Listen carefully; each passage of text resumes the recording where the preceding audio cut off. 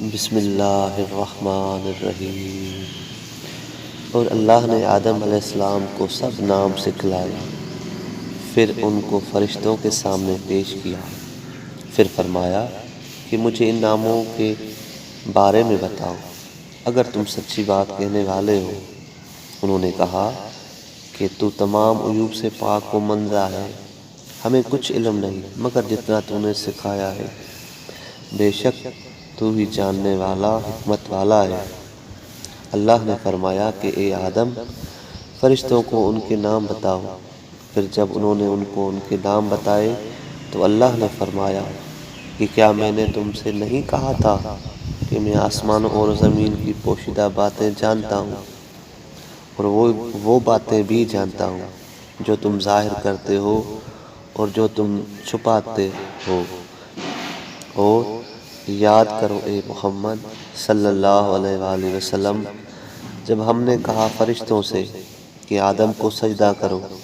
تو سب نے سجدہ کیا مگر شیطان نے انکار کیا اور سرکشی کی اور کافروں میں سے ہو گیا۔ اور ہم نے کہا کہ اے آدم، تم اور تمہاری بیوی جنت میں آرام کرو اور جہاں سے تم دونوں چاہو جی بھر کے کھاؤ، اور تم دونوں اس درخت کے قریب نہ جانا ورنہ تم دونوں ظالموں میں سے ہو جاؤ گے۔ پھر شیطان نے دونوں کو پھسلایا اور جنت سے ان کو دور کر دیا، پھر جس حال میں وہ تھے اس سے ان کو نکلوایا، اور ہم نے کہا کہ نیچے اتر جاؤ اے آدم، حوا، سام اور شیطان، تم ایک دوسرے کے دشمن ہو اور تمہارے لیے زمین میں رہنے اور ایک مدت تک فائدہ حاصل کرنے کی جگہ ہے۔ پھر آدم نے اپنے پروردگار سے کچھ کلمات سیکھے، یعنی ربنا ظلمنا، پھر اللہ نے اس کی توبہ قبول کی،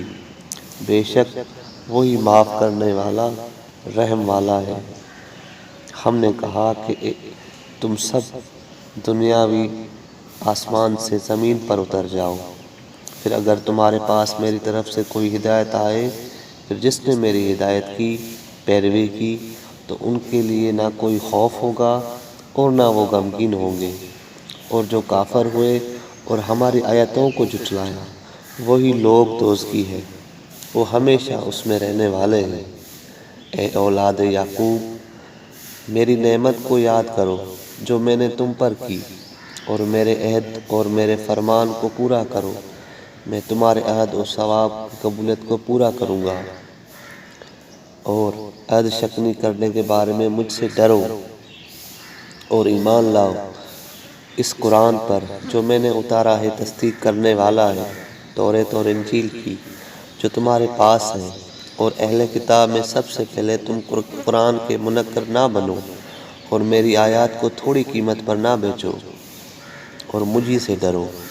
اور حق کو باطل کے ساتھ نہ ملاؤ، اور حق یعنی صفت محمد صلی اللہ علیہ وآلہ وسلم کو نہ چھپاؤ، اور تم جانتے ہو کہ محمد صلی اللہ علیہ وآلہ وسلم پیغمبر ہے۔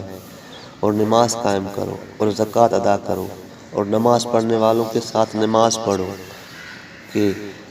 محمد صلی اللہ علیہ وآلہ وسلم اور ان کے اصحاب کی صفت ہے۔